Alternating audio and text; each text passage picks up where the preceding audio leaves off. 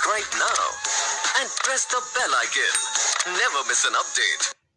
अस्सलाम वालेकुम students, myself Mozma Noori doing doctor of pharmacy. तो स्टूडेंट्स, आज हम लोगों ने गेस्ट पेपर डिस्कस करना है 2021 के लिए, that is for biology class 10। और इसमें हम सारे पंजाब के बोर्ड्स जितने भी हैं उन सबको हम कवर करेंगे, उनकी इंपॉर्टेंट क्वेश्चंस जो हैं उनको हम देखेंगे। और मैं आप कोशिश ये करूँगी कि आपको क्वेश्चन के साथ साथ उसके आंसर और उसका चैप्टर वगैरह उसकी भी थोड़ी सी डिटेल देती जाऊँ। स्टूडेंट्स, इस वीडियो में सिर्फ और सिर्फ शॉर्ट क्वेश्चंस कवर होंगे। नेक्स्ट वीडियो जो मैं बनाऊंगी उसके अंदर हम लॉन्ग क्वेश्चंस जो हैं वो भी कवर करेंगे। इस वीडियो में सिंपली सिर्फ शॉर्ट क्वेश्चंस हैं जो कि सारे बोर्ड एग्जाम्स के लिए या बायोलॉजी क्लास 10 के, वही बस कवर किए जाएंगे। ओके स्टूडेंट्स, इसके अंदर सबसे पहले जो बायोलॉजी क्लास 10 का जो चैप्टर है वहाँ से आप देख सकते हैं ये क्वेश्चंस हैं। डिफाइंड रेस्पिरेशन, इसमें हमने रेस्पिरेशन की डेफिनेशन लिखनी है और उसकी टाइप्स लिखनी है, लाइक सेलुलर रेस्पिरेशन वगैरह। और उसके साथ साथ आपको ये भी पूछा जा सकता है कि रेस्पिरेशन और ब्रीथिंग के दरमियान में डिफरेंस बता दें। इसके अलावा जब आप स्टोमेटा के बारे में लिखा जाएगा तो इसमें आपने इसकी डायग्राम ज़रूर बनानी है। इसमें गॉड सेल्स का भी जिक्र भी करना है। देन लेंटिसल्स की भी कोशिश कीजिएगा कि थोड़ी सी बार्क बना के ऊपर लेंटिसल्स की ना एक छोटे छोटे बॉक्सेस बना दें तो वो लेंटिसल्स शो कर दिए जाएंगे, और इसकी भी आप डायग्राम बना सकते हैं। इसके अलावा gaseous exchange take place in plants, question number 4। तो ये अब आपने प्लांट्स के अंदर कैसे गैशियस एक्सचेंज होता है, लाइक स्टोमेटा वगैरह, जितना भी मतलब ये स्टार्टिंग के पेजेस में ही आपको मिल जाएगा जिसमें आपको लेंटिसल्स वगैरह का जिक्र किया होगा। तो वो सारे के सारे आपने एक एक लाइन के, फॉर एग्जांपल लेंटिसल है तो लेंटिसल की एक एक लाइन की डेफिनेशन आपने आगे ज़रूर लिख देनी है, और कोशिश कीजिएगा डायग्राम्स आप साथ साथ ज़रूर बनाएं।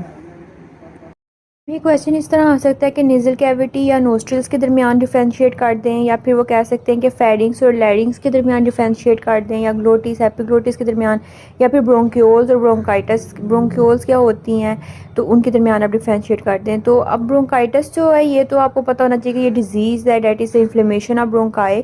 और अगर आपको इस क्वेश्चन इस फॉर्म में मोल्ड हो सकता है कि आपने एयर पैसेज वे पाथवेज जो है ना ह्यूमंस में वो आपने लिखनी है, तो वो आप एक फ्लो चार्ट की फॉर्म में नेज़ल कैविटी से स्टार्ट करोगे और लंग्स तक सारे आप वो फ्लो चार्ट की फॉर्म में बना दोगे। साथ आप डायग्राम ज़रूर बनाना, इसके मार्क्स अच्छे मिलते हैं। अब या तो अब आपसे कहा जाता है कि right a note on trachea, या फिर ये भी क्वेश्चन मोल्ड किया जा सकता है कि right a note on wind pipe. तो अब आपको पता है ट्रैकिया या विंड पाइप एक ही बात होती है। इस तरह नोस्ट्रिल्स का अगर आता है तो हमने एक्सटर्नल नोस्ट्रिल्स और इंटरनल नोस्ट्रिल्स ये भी बतानी होती हैं। और ब्रोंकाई और ब्रोंक्योल्स के बारे में अगर पूछा जाता है तो ब्रोंकाई का भी आप बताओ, थोड़ा सा स्ट्रक्चर ड्रा कर दो कि ब्रोंकाई क्या होते हैं। देन ब्रोंक्योल्स फर्दर डिवीजन होती है, और जो रिंग्स होती हैं वो ब्रोंकाई में होती हैं, ब्रोंक्योल्स में नहीं होती। और डिवीजन किस तरह होती है वो आप सारा थोड़ा सा एक एक दो दो लाइनें ज़रूर इसकी आप लिखो। स्टूडेंट्स, एक लाइन का आंसर कभी भी मत लिखना, कोशिश करना कि आपका क्वेश्चन 2 to 3 मार्क्स का है तो आप भी लाइनें 3 से 4 ज़रूर लिखो। इसके बाद इनहेलेशन और एक्सहेलेशन के एयरवेज, एयर को अंदर लेना है that is inhale, and air को बाहर निकालना दैट इज़ एक्सहेल। और इसमें आप ये भी बता सकते हो कि oxygen, carbon dioxide, nitrogen, water vapours, इनका क्या कंटेंट होता है कि जब इनहेल्ड एयर आप लेते हो तो उसमें इनकी परसेंटेज कितनी है, एक्सहेल्ड एयर में कितनी है, इसका ज़रूर आप बताना, क्योंकि देखो डिफरेंस लिखा है तो डिफरेंस एटलीस्ट आपका 4 पॉइंट ज़रूर होने चाहिए डिफरेंस में। उसके बाद ब्रोंकाइटिस आ जाता है, एम्फिसीमा, नमूनिया, ये हमने पढ़ा हुआ है, आप वीडियोस में भी देख सकते हो। जो बायोलॉजी की क्लास 10 की वीडियोस हैं वहाँ चैप्टर नंबर जो 10 था उसका देख सकते हो कि उसमें ये मैंने सारा डिटेल दिया हुआ है कि ब्रोंकाइटिस क्या होता है, इन्फ्लेमेशन ऑफ ब्रोंकाई। एम्फिसीमा जो है वो आपके एयर पैसेजवेज जो है उनके सरफेस एल्वेलाई जो है उनकी डिस्ट्रक्शन हो जाती है। और नमूनिया जो है वो आपके related to lungs that is also called double pneumonia, और ये स्ट्रेप्टोकोकस नमूनिया की वजह से होती है। तो आप ये सब कुछ आपने कोशिश करें कि आप पॉइंट्स जो इंपॉर्टेंट है वो ज़रूर अपने आंसर में मेंशन ज़रूर करें ताकि आपके मार्क्स के ज़्यादा से ज़्यादा चांसेस हो सकें।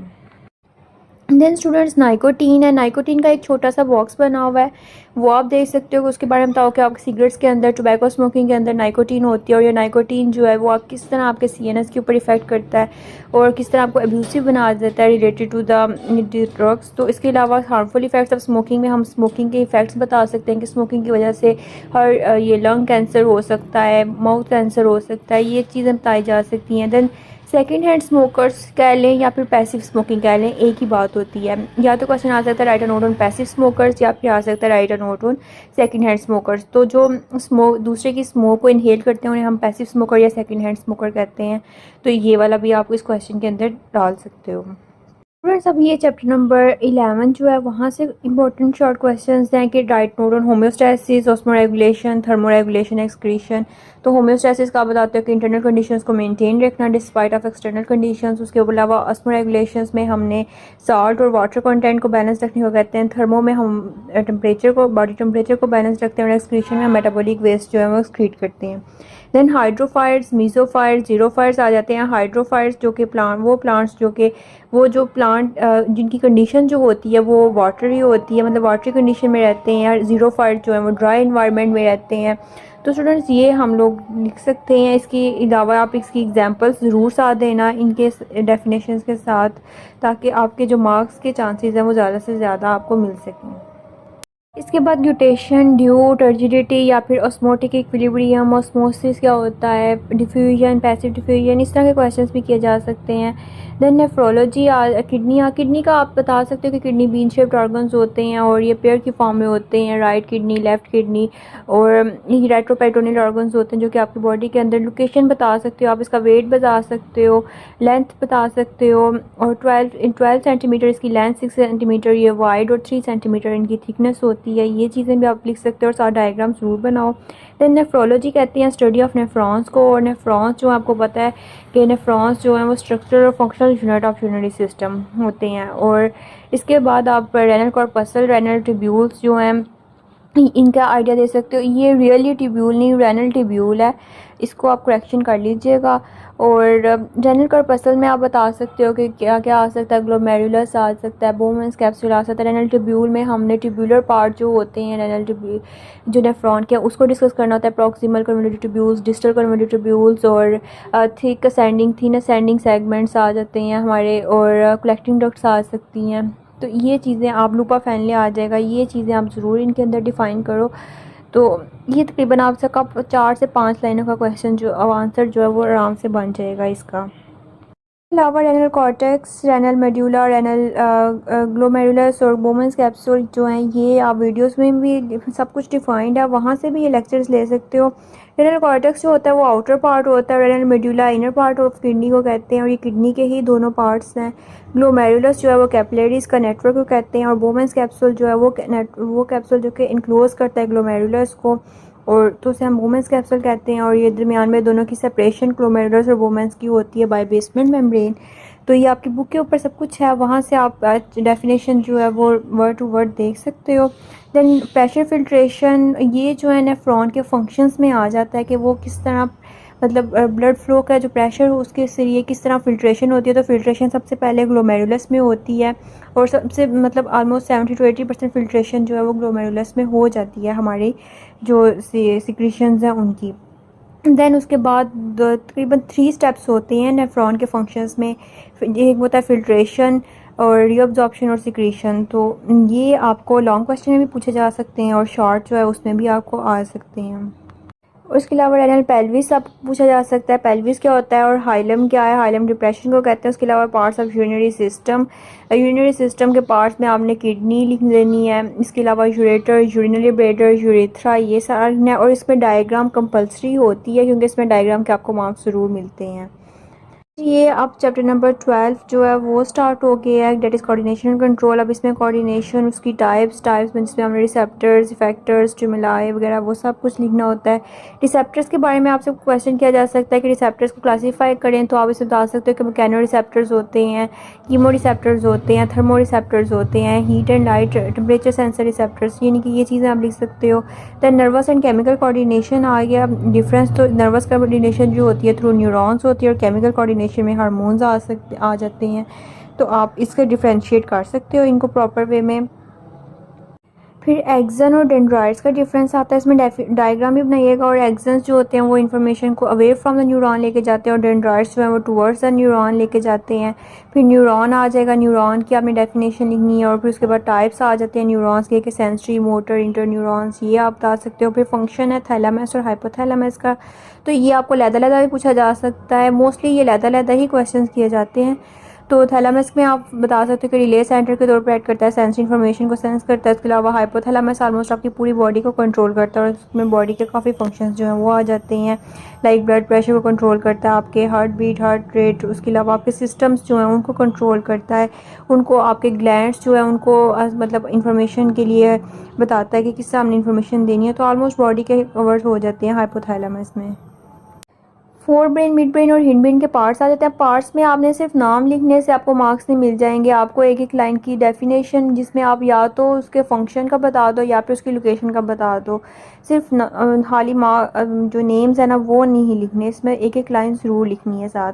देन स्पाइनल कॉर्ड और उसके फंक्शंस आ जाते हैं। उसके बाद सिम्पैथेटिक और पैरासिम्पैथेटिक नर्वस सिस्टम के दरमियान में डिफरेंस है, जिसमें आपने बता सकते हो कि सिम्पैथेटिक फाइट और फ्लाइट सिस्टम के वक्त एक्टिवेट होता है और पैरासिम्पैथेटिक जब आप रिलैक्स होते हो तब एक्टिवेट होता है। और पैरासिम्पैथेटिक जो, और इसके साथ एग्जांपल आप दे सकते हो कि आपकी जो हंगर है वो इनहिबिट हो जाती है, यानी कि जब सिम्पैथेटिक एक्टिवेट होता है तो आपको भूख नहीं लगती, और जब पैरासिम्पैथेटिक होता है तो यानी कि आपकी हंगर दोबारा से जो है वो आप दोबारा से मतलब नॉर्मल स्टेट में आ सकते हो। Then note on reflex arc. अब आप रिफ्लेक्स आर्क में बताओगे कि किस तरह आपको स्टिमुलस मिलता है और फिर रिसेप्टर से जो है वो सेंटर तक, देन सेंटर से इफेक्टर्स, और फिर किस तरह रिस्पॉन्स जो है वो शो होता है। तो उसमें आप डायग्राम के साथ एक रिफ्लेक्स आर्क शो कर सकते हो। देन सीएनएस और पीएनएस के दरमियान difference, CNS central nervous system को कहते हैं और पीएनएस पेरिफेरल नर्वस सिस्टम को कहते हैं। और फिर उसके बाद सेंसरी और मोटर नर्व। सेंसरी नर्व्स क्या होती हैं कि जो आपकी जो इंफॉर्मेशन है उससे रिसेप्टर से ब्रेन तक लेके जाती है, ब्रेन और स्पाइनल कॉर्ड तक, और मोटर नर्व्स जो होती हैं वो ब्रेन और स्पाइनल कॉर्ड से इफेक्टर्स तक आपकी सेंसरी जो इंफॉर्मेशन है वो उसको लेके जाती हैं। इसके बाद पिट्यूटरी ग्लैंड आ जाता है, थायराइड, एड्रेनलिन, पैराथायराइड और ग्लूकागोन, इंसुलिन, ये सारे के सारा जो है ये आप लेक्चर्स ले सकते हो, वहाँ पे भी डिटेल दिए हुए हैं।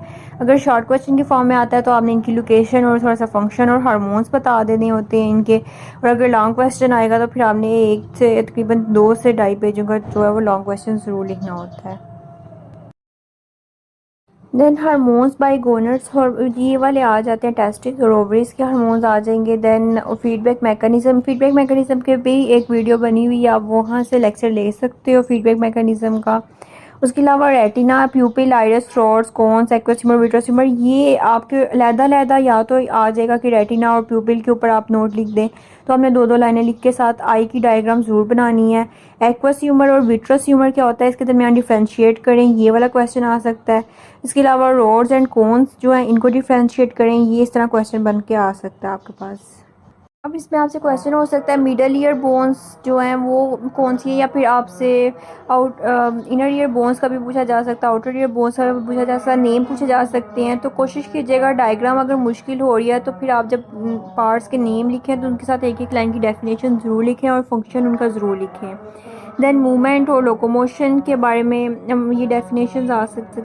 बोन्स के बारे में पूछा जा सकता है कि outer ear, middle ear, inner ear जो बोन्स हैं उसका बताएं, उसमें आपने उनके नाम, उनके फंक्शन ज़रूर मैंशन करने हैं। देन ये चैप्टर 13 स्टार्ट हो गया जिसमें मूवमेंट और लोकोमोशन के दरमियान डिफ्रेंशिएट करें, ये एक डेफिनेशन आपकी बुक के स्टार्ट पे लिखी हुई है, वो देख लें। देन कार्टिलेज और उसकी टाइप्स, इसका क्वेश्चन किया जा सकता है। फिर बोन्स का बताया, बोन्स में आपने मोस्टली ये पूछा जाएगा कि सेल्स बता दें, ऑस्टियोसाइड और कॉन्ड्रोसाइट्स क्या होते हैं ये बता दें, बोन्स के सेल्स बनते कैसे हैं, वो मैंने आपको एक लेक्चर दिया हुआ है बोन्स का, वो आप देख सकते हो। देन स्केलेटन का आ जाता है कि स्केलेटन और उसकी टाइप्स, तो आप एक्सोस्केलेटन, एंडोस्केलेटन, ये पूछा जा सकता है। इसके अलावा एक्सियल स्केलेटन और अपेंडिकुलर स्केलेटन, इसकी बोन्स, ये आपसे क्वेश्चन किया जा सकता है कि एक्सियल स्केलेटन में कितनी बोन्स होती हैं, अपेंडिकुलर स्केलेटन में कितनी बोन्स होती है, नेम देम, तो उनके आपने नेम मेंशन करने होते हैं। लिगामेंट्स और टेंडन्स क्या होते हैं, ये इसका डिफ्रेंशिएशन आ सकती है। देन ओरिजिन एंड इंसर्शन क्या होता है, ओरिजिन जो है वो इमूवेबल बोन के साथ मसल अटैच होना और इंसर्शन मूवेबल के साथ अटैच होना, ये डिफ्रेंशिएट कर दें। इसके अलावा जॉइंट्स और टाइप्स, ये एक अलग क्वेश्चन बन सकता है।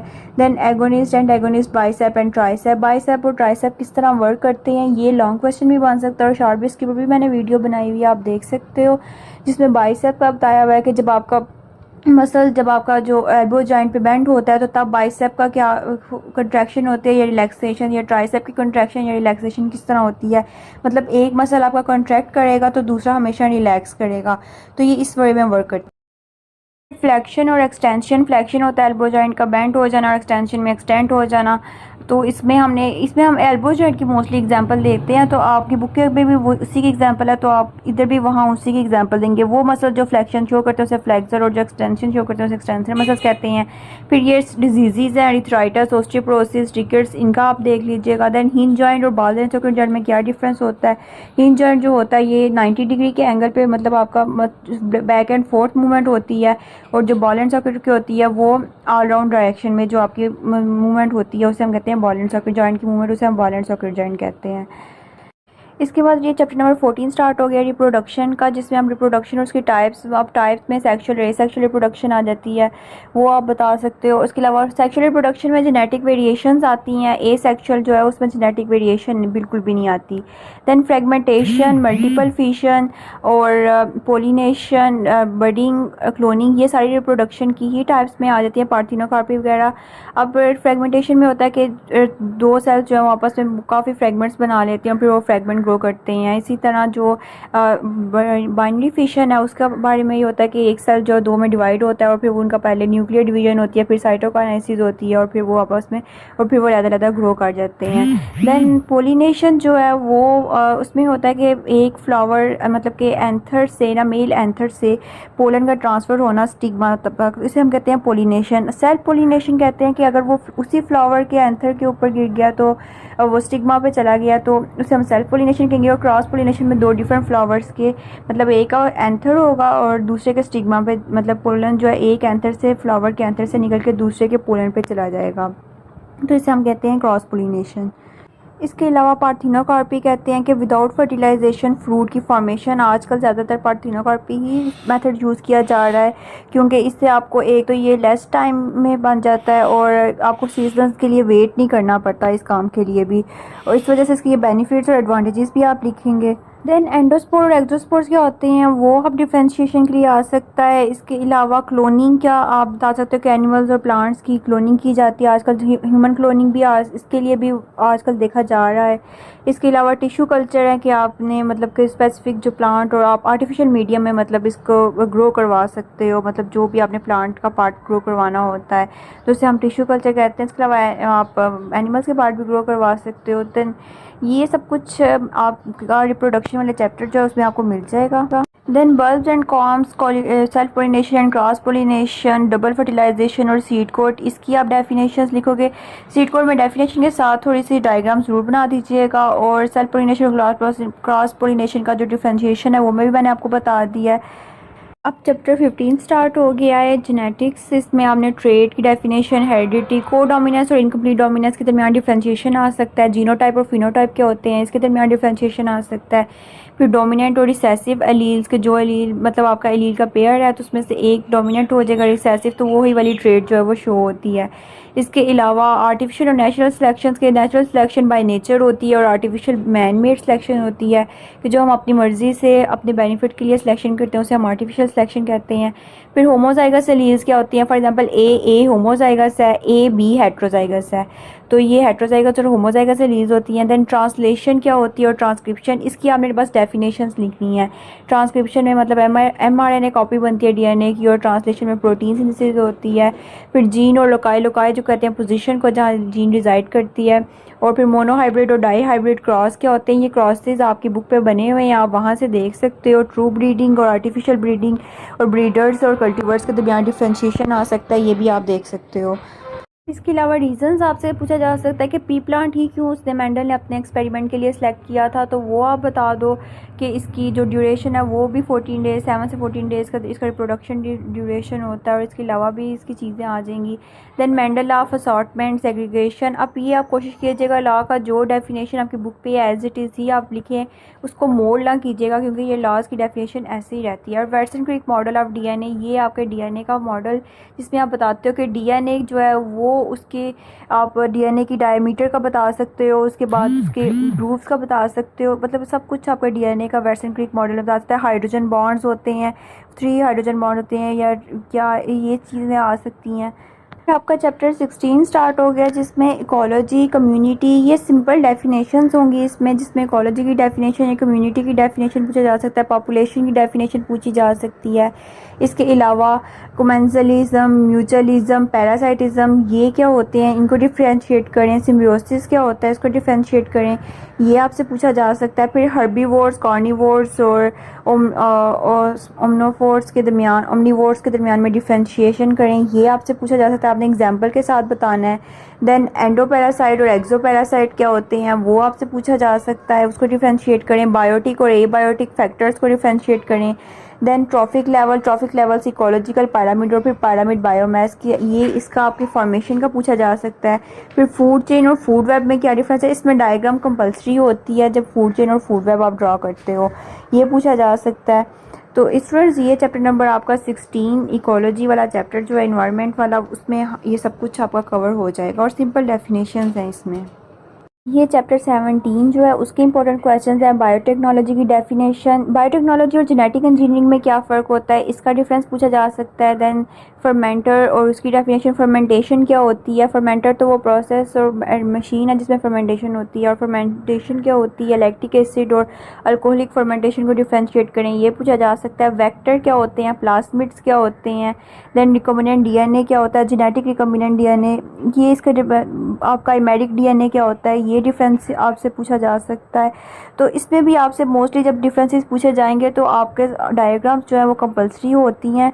जब आप वेक्टर पूछा जाए तब आप डायग्राम बना दीजिएगा। प्लास्मिड्स में आप डायग्राम बना सकते हैं, वहाँ बना दीजिए, नहीं कि जिधर आपके लिए सूटेबल है डायग्राम बनाना वहाँ ज़रूर बनाएं, क्योंकि बायोलॉजी में डायग्राम्स के बहुत मार्क्स होते हैं और एक अच्छा इंप्रेशन पड़ता है जब आपने आंसर के साथ डायग्राम दी होती है। तो इसके बाकी क्वेश्चंस मैंने आपके साथ पहले भी डिस्कस कर दिए थे। ग्लाइकोलाइसिस क्या होता है, इसका बता दें। एरोबिक और एनारोबिक ग्लाइकोलाइसिस क्या होती है, इसके बारे में थोड़ी सी डिटेल दे दें। एटीपीज़ का जिक्र ज़रूर कीजिएगा कि किस में एटीपी किस तरह बनती है और एटीपी की फॉर्मेशन कितनी मतलब यूटिलाइज होती है या फिर हमें देनी पड़ती है। उसके अलावा इंजाइम्स जो हैं उसका भी ज़रूर जिक्र कीजिएगा, उसके भी मार्क्स होते हैं। मतलब रिएक्शन एक फॉर्म है ना, रिएक्शन की फॉर्म में ज़रूर लिखें ये ग्लाइकोलाइसिस जब आप मेंशन कर रहे हो। तो अब चैप्टर 18 स्टार्ट हो गया। फार्माकोलॉजी, उसकी डेफिनेशन। फार्मेसी और फार्माकोलॉजी का आपस में क्या रिलेशन है, लेकिन आपने बताना होता है कि फार्मेसी मतलब उसमें फार्माकोलॉजी में हम ड्रग्स और मेडिसिन पढ़ते हैं और फार्मेसी भी इसी को ही कहते हैं और इसका रिलेशन आपने कनेक्ट करना है। देन वैक्सीन और वैक्सीनेशन में क्या फ़र्क है। वैक्सीनेशन जो है वो उसके आप बता सकते हैं कि यूजेस क्या होते हैं या फिर उसके फॉर्मेशन किस तरह होती है वैक्सीनेशन की, और फर्स्ट टाइम वैक्सीनेशन की फॉर्मेशन किसने की थी, इसका आप बता सकते हैं। देन नारकोटिक्स क्या होते हैं, हेलुसिनोजेंस क्या होंगे, इसके दरमियान आपको डिफ्रेंशिएशन के लिए कहा जा सकता है।